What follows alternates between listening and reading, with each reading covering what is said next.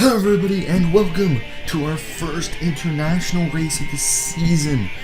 We are here in Australia for the only right-turning speedway on the circuit. This is Calder Park. One race that kind of came on the schedule last minute, but it's one of the more hopeful ones, even though it's brand new. But on the pole today is Carson Bowers, who did pretty well at Mid-Ohio in both the main events, but pit strategy was just not in his favor. He was fast there. Can he be fast here? Alongside old points leader James Constantin, who sits alongside him. He can definitely be a big threat if he really tries. He's the Road America winner. We'll have to see if he can take away his third win of the season, because I really want him Miami too. On row 2, we have John Arndt, the worst member of CJ Racing, now qualifying third on the grid. He was really fast in practice earlier today, and there's lots of hope for him to maybe take away his first win of the season as well, joining Pericles in CJ Racing. In the third, and no, we forgot, alongside Scott Roush, who Roush has been basically kind of in the middle lately. He's tied for 5th in points with the best Clever Haas member, Paul Jackson. So Paul Jackson's been on the ups lately. We'll have to see if Scott Roush can defend from the oncoming danger of Paul Jackson. In row 3, we have Zachary Fitzwater. Fitzwater now 3rd in points. Caldwell took over 2nd and Brock took over 1st. And it's a big worry in the Fitzwater garage because Fitzwater has not been performing at his best lately. And Fitzwater's really just not very confident lately. He needs to get his confidence up and get back to the front. Alongside John Racer in the 32 car, this race doesn't seem like something in his wheelhouse because he didn't do good at Las Vegas. He didn't do good at Kansas, and those two tracks are a lot like this one. So I'm not sure what John Racer's going to do today, but he qualifies on the 3rd row, so you got to be hopeful. In row 4, we have David Della Fave, the fastest in practice on Mid-Ohio, and now he sits here on row 4. His career's been going all right lately, but he's got a few more rounds until he drops out of the car, so only a few more left, and that'll be it for David Della Fave. Alongside fastest in practice today, Paul Jackson, who has been fast today. He won practice. He gets row 4 on the grid. We'll have to watch Paul Jackson and see if he can keep his Clever Haas team on the ups on row 4. On row 5 is Eric Monaco, 2nd place at Road America, 2nd place at Old Spice. He's still looking for that first career win. Right now, he also has been picked up for a team, but he's definitely been searched for by a few teams. We'll have to watch to see if Eric Monaco, where he signs near the end of the season. If Eric Monaco is out there listening here, you got a few requests, go on the forum, man. Check it out. Alongside Kyle Bisceglia, who, like I said, he's dropping out with his team next season. So Kyle Bisceglia going to be making his last few starts in Sunoco Elite Series here today. Other threats to look out for in the field, William Brock, obviously the points leader. He has been fast all season long. Still has no win to his name, so he needs to get going if he wants to get that first career win in the Sunoco Elite Series. But right now, he's your points leader in the 1 car. If he were to win the season, he would keep the 1 car, but if he doesn't, he's already announced he will take the 0-1 car, so we'll have to watch to see if William Brock can take the season away.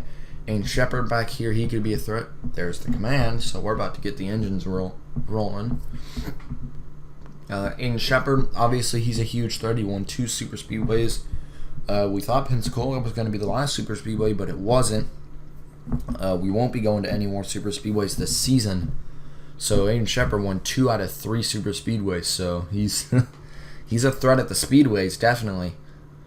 Caldwell back here, he's now the new 2nd place in points. He could be a gigantic threat in this field, but being mid-pack, early caution we predict around lap 4 or 5, so not like early like Talladega early, but Still, we're expecting early caution out here today. But as we head back up to the front, it'll be Carson Bowers, his first pole position of the season. But he's alongside one of the biggest points contenders of the season. Can he fend him off? That outside line is the preferred line in turn 1, so Carson Bowers may not have made the best choice, but if Roush and Konstantin get together, which is what we saw a lot in practice, is when that outside line gets run, when they're just getting up to speed, they can make contact on that outside line. But it's going to be Carson Bowers leading them to the green flag. Green flag is out at Calder Park. Our first international race here at Australia. Arndt already trying to make a move down the inside. Carson Bowers lost all his momentum right at the start. That opened a huge door. Konstantin runs wide. Contact! Wow, I did not expect this much action this early. They're running 4 wide lines, as it's going to be Scott Roush and John Arndt, your leaders on the first lap. Konstantin, that was a beautiful save. I can't believe he saved that car. Oh, good start to the race. Arndt right on the back of Roush. Can Arndt finally do good in this race? But he's got Fitzwater down his inside. But as long as Arndt can hold his own on that outside, he could take it back. The outside line is best in turn 1. The inside line is best in turn 2. It's best in turn 3. It's definitely a weird system when it comes to the best run lines on this track. But that middle line is much better than the way outside, so Carson Bowers is going to run down the inside. Dion Scott now. Ooh. There's some big action back here. Caldwell contact. Caldwell. Ooh, Caldwell getting dangerous. During practice, we never saw people pushing this hard. It's cause it's an actual race. It's cause they're racing for points. Caldwell drops a lot of position. The actual race is making a difference. Now Arndt's still trying to fend from Carson Bowers, still incoming, but Roush right now is your leader, but his teammates, I don't see any of his teammates in sight. His first teammate on the grid is Tommy Turbo, down in about 17th, or no, he's 14th now. So Roush is all alone up there. That may not be what he wants because he's got no help. But the team that does have help is Fitzwater Australia Racing. They're 3rd and 4th, and Carson Bowers rams down the inside of Arndt, takes the position. And that opens the door for his teammate Fitzwater. Caution flies at Calder Park. Wow, what a start to the race. It's Scott Roush, your leader. What happened in that wreck? Alright, this wasn't too bad at all. This was just Baskier getting into Benoit Ravine, and both him and Bakula going around. No big contact, no hitting the wall. Just a nice tame wreck, but I told you guys around lap 4 or 5 we were going to get that first caution, and it happened here. The Benoit Ravine should definitely be fine to return to the track. But we'll be back. Alright, pit road is open, but it doesn't look like anyone's trying. I may be wrong on the pit road open thing, but we'll be back to see if maybe they're going to come to pit road or not. Alright, no, they're not coming to pit road. No one is. It does not seem like anyone wants to come to pit road. It seems everyone just wants to keep their track position over their tires, because this, unlike a lot of other tracks that we've seen on the season, the tires don't degrade as much at Calder Park as it does in the other tracks. Actually, this track doesn't degrade the tires too much, as we're thinking maybe a one-stop strategy is what we have, maybe a two-stop. That's really it. So maybe they're just trying to stretch out as far as they can to get that one tire stop, but we'll see how that works out for a lot of people. Oh, early! This is really early in the race, and Scott Roush already has a problem. As we're trying to come to the green, Roush is going to have to come to pit road. I don't know what's wrong with that car. It's not smoking, so it may just be a tire going down. Bad luck for the leader. But it's now going to be Carson Bowers once again gonna lead them to the green flag. Because of Roush having a mechanical problem, Carson Bowers leads it to the green flag. Arndt is right now sitting second. We'll have to see, can Arndt get that inside line in 3 and 4? They spread out a lot at the start, but Arndt is still right on the back of Carson Bowers.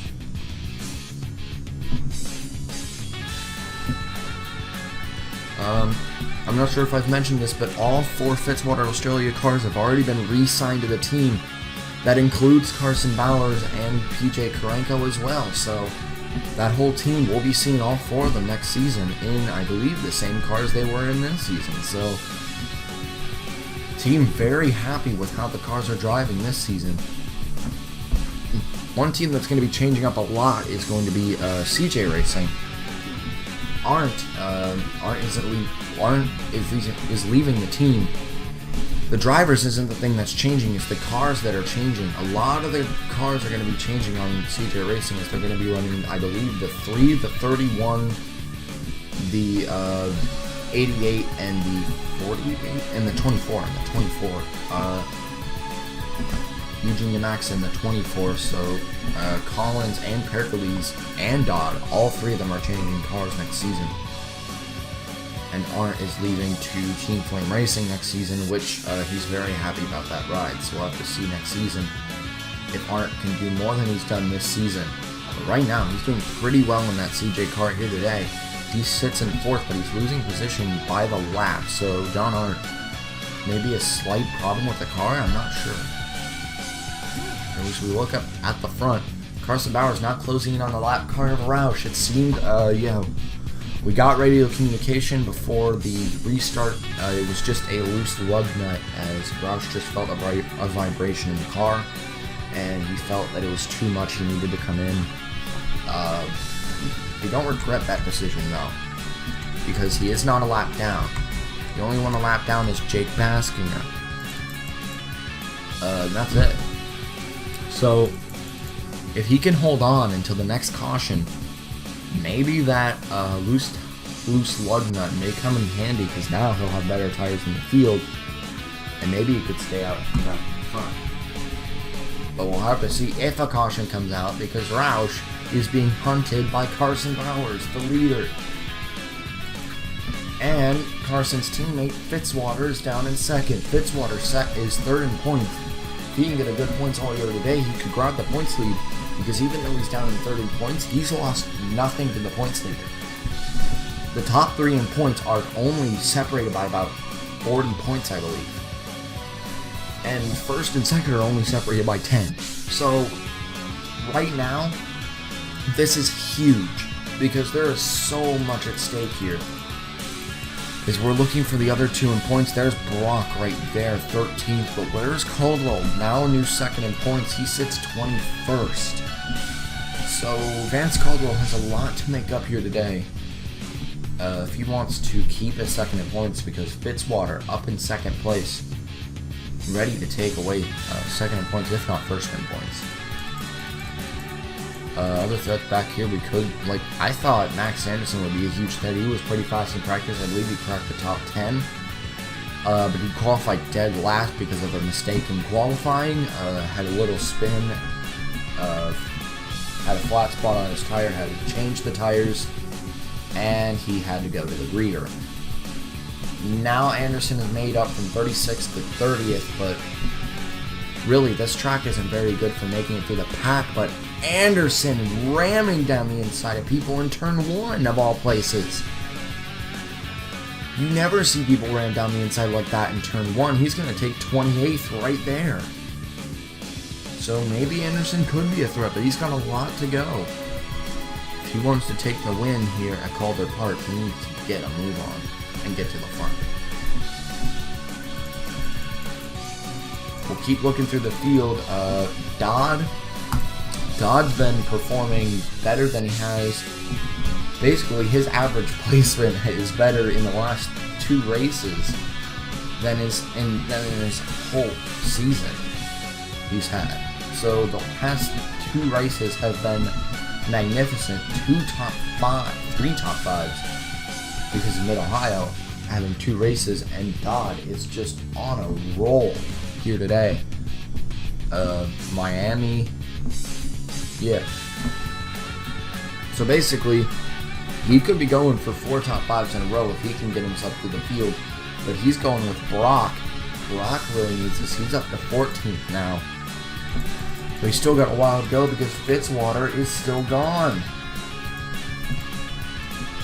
And Roush is still running. Fastest lap on the track is out of the other CJ car, Tom Collins, who sits 6th. 5th? 5th, wow. 2 CJ cars in the top 5, and coincidentally, it's the same 2 who are in the top 5 near the end at Michigan. Arndt and Collins. Arndt had to pit near the end of the race. That race ended up getting him like 17th. So, Arndt actually looking for his first top 5 of the season. If not, his first podium if he can get by Delafive. Delafive is, I believe, this race and next race, and that's it for his season. David Delafive has currently not been re-signed by Gerardo Ron. In fact, has been re-signed to Trailblazer. So, a nice run by him is going to give him a good ride next season. But David Delafive needs to prove his place. As Arndt right on the back. Oh, he's going to try to ram down the inside. There's Roush. Roush may be a problem. But Roush is running faster than the leader, so he's probably not going to be too big of a problem. Problem, I mean, by holding them up. He won't really hold them up, he'll work with them. Because he's running the same pace. So Carson Bowers won't be held up. It won't be that easy to get around him necessarily. But they could work with him. But right now, it's Fitzwater Australia Racing, the team no one wants to see right at the front, 1 and 2. Fitzwater, honest teammate. I think he's going for his first career win. But he's got to get buy-in. Here it comes. Zachary Fitzwater for the lead. And there's John Arndt for 3rd. Fitzwater right down on that apron. He's really trying to get a good line, but he can't. That way inside line is not a line you want to work here. You want to run about the middle where Carson Bowers is. That's the preferred line.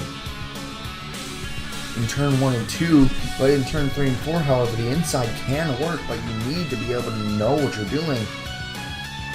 This is how you make a pass. Fitzwater right down the inside. He's got the edge. He's gonna lead the lap.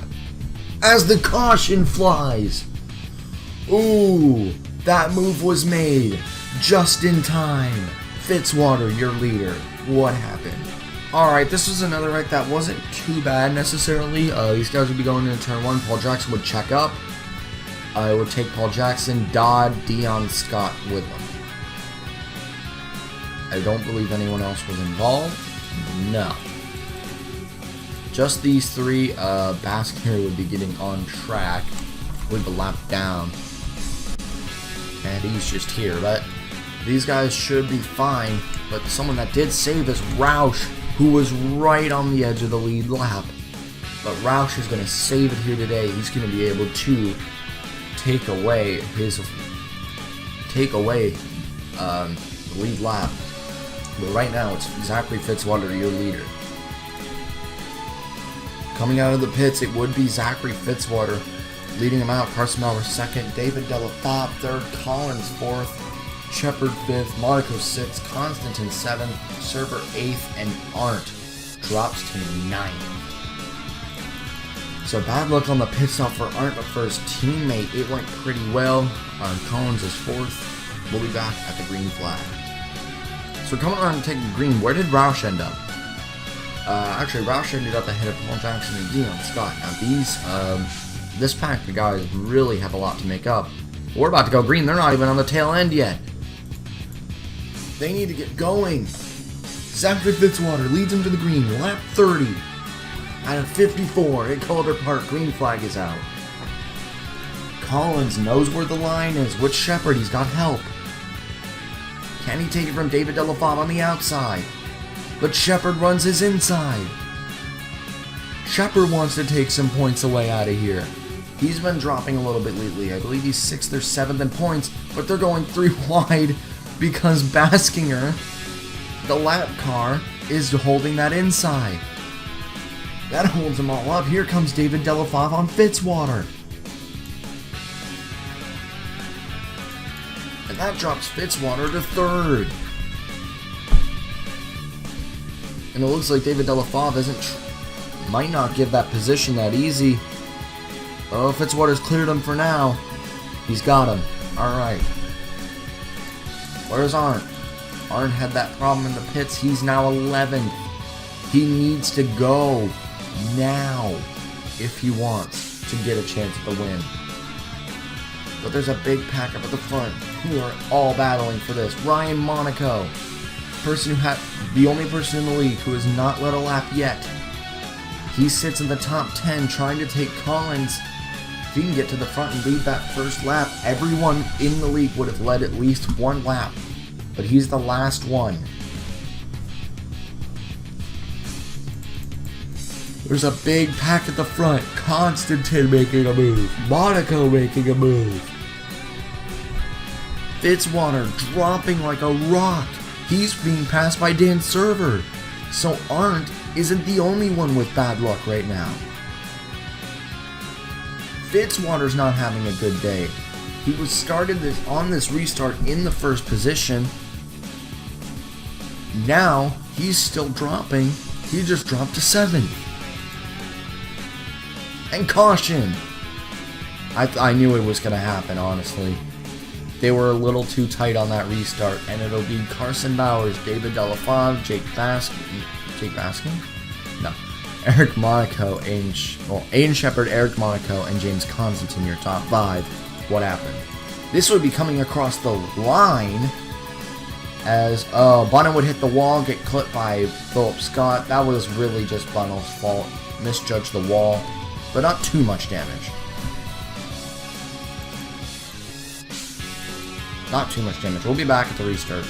We're about to come into 3 and 4. I don't think anyone pit this time either. Arndt down in 12th now. He's lost a lot of position, but he could make this up.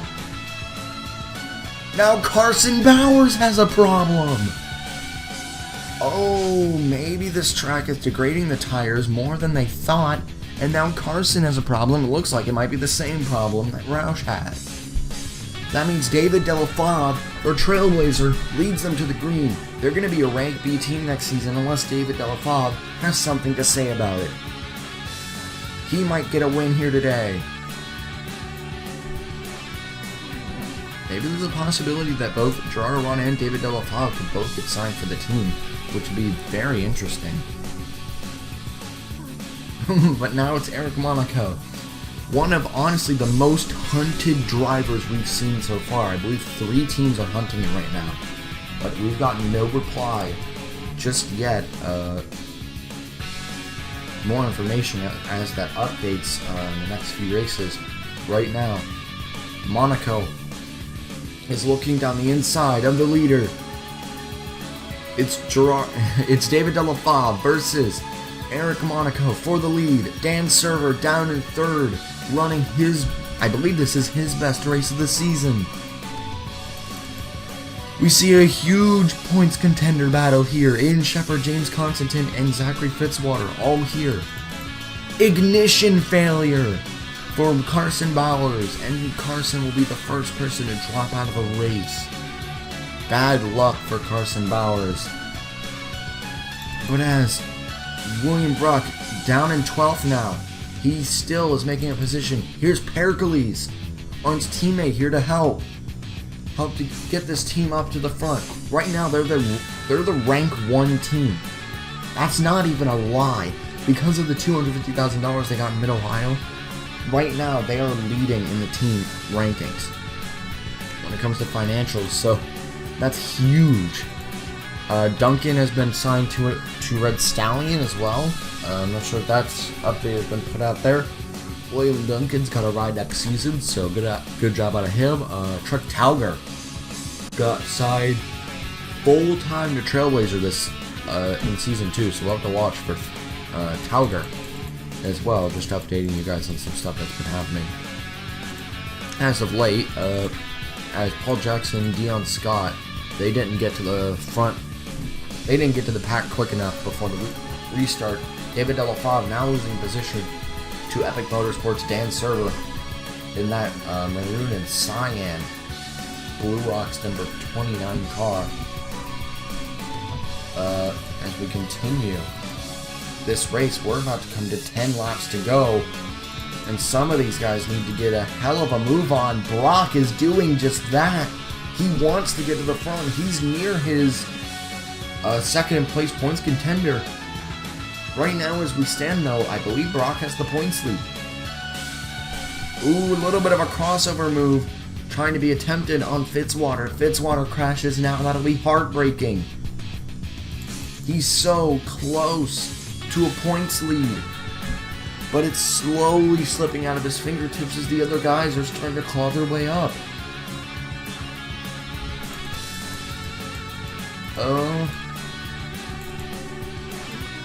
There's kind of fear everywhere right now through the radio communications, because if a caution were to come out at lap 50 or later, it will end the race. So right now, no one's really hoping for that.